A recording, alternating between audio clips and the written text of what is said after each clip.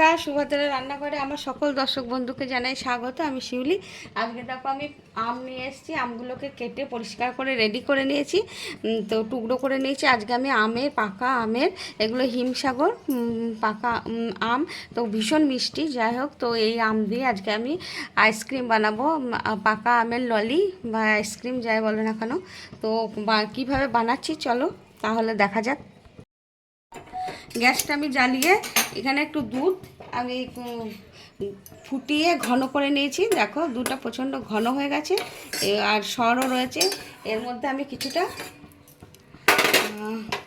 গুঁড়ো দুধ মানে আমুল দুধ মিক্সড করে নিচ্ছি। একটা উইস্কের সাহায্যে আমি এটাকে খুব ভালো করে মেল্ট করে নেব। আমার লিকুইড দুধের সাথে গুঁড়ো দুধটা আমার মিক্সড করে নিয়েছি, একদম সুন্দর করে মেল্ট হয়ে গেছে। এবারে আমি তোমাদের দেখাচ্ছি আমি কি করছি। দেখো আমটা আমি ব্লেন্ড করে নিয়ে চলে এসেছি। এবার আমি এই ঠান্ডা দুধের মধ্যে আমগুলো দিয়ে দেব,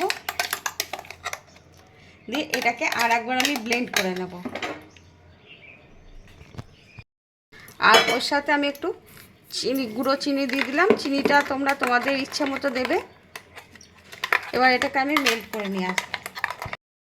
দেখো আমি আমটা আর দুধ সমস্ত একদম ব্লেন্ড করে নিয়ে চলে এলাম, খুব সুন্দর করে ব্লেন্ড করে নিয়ে চলে এসেছি। এবার আমি এই যে মোল্ডটা নিয়েছি, আইসক্রিমের মোল্ডের মধ্যে এগুলোকে সব আস্তে আস্তে আমি সব ঢেলে দেবো।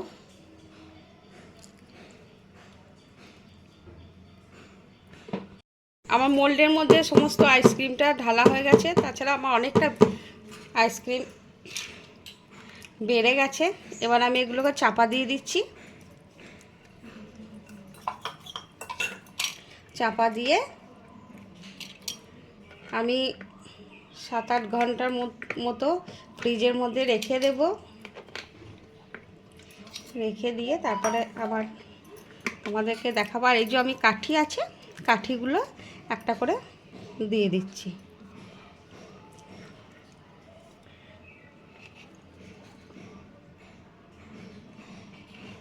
সমস্ত কাঠিগুলো আমি এই মোল্ডে দিয়ে দিলাম। এটা আমার রেডি হয়ে গেল। এটাকে আমি এবার ফ্রিজে রেখে দেব। এতটা বেড়ে গেছে, এটাকে আমি কি করব, এই পাত্রের মধ্যে, এই বক্সের মধ্যে দিয়ে দিলাম। একদম পুরো কাপটা আমি দিয়ে দিলাম আইসক্রিমের পুরো।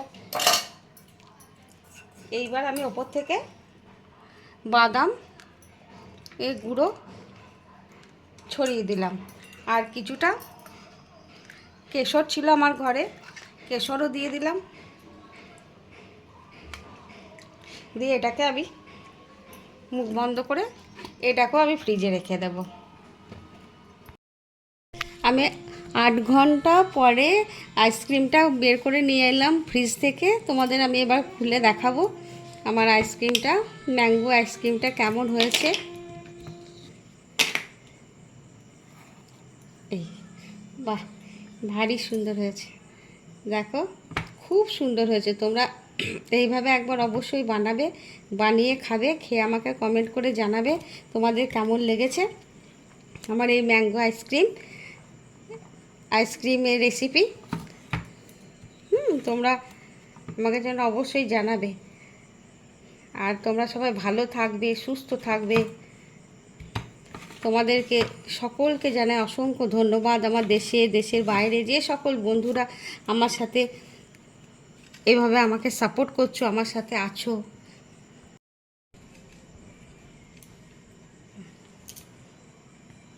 ভারী চমৎকার হয়েছে, ভীষণ ভালো হয়েছে।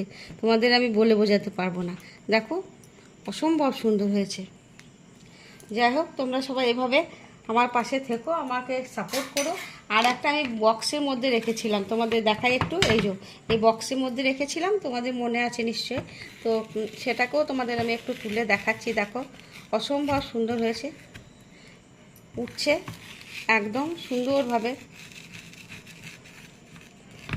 কোনো রকম দলা নেই গো।